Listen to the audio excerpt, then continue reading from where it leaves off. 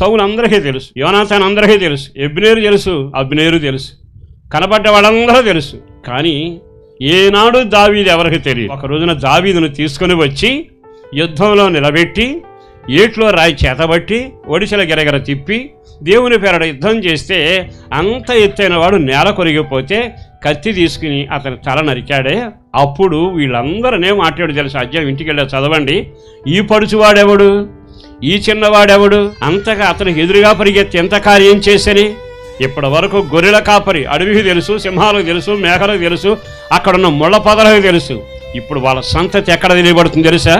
జనముల మధ్య వాళ్ళ సంతతి తెలియబడుతుంది. దేవుడే నీ సంతానాన్ని జ్ఞాపకం చేసుకుంటే అప్పటి వరకు నత్తివాడు ఎవరికీ తెలియలే, బానిసగా బ్రతికాడు, హంతకుడుగా బ్రతికాడు.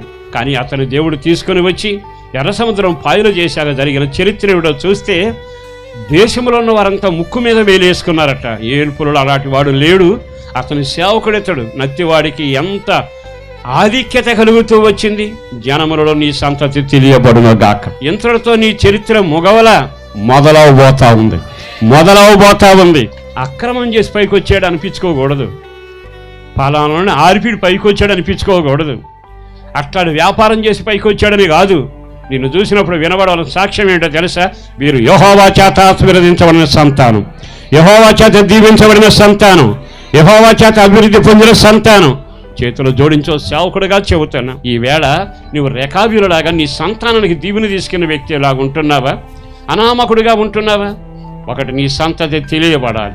నిన్ను చూసిన వాళ్ళంతా జనం చెప్పుకోవాలి, వీరు యెహోవా చేత ఆశీర్వదించబడిన వారు, వీరు దేవుని జనాంగమని నీ గురించి చెప్పుకోవాలి. నిన్ను చూసిన వాడు నిన్ను నత్తివాడన్నాడు, మొన్న పోకిరివాడన్నాడు, అంతకుముందు పనికిమాలినవాడన్నాడు. ఈరోజు నువ్వు రేఖాబీరులాగా జీవితాన్ని ముగించగలిగితే దేవునికి నోరుగా మారుదురుగాక.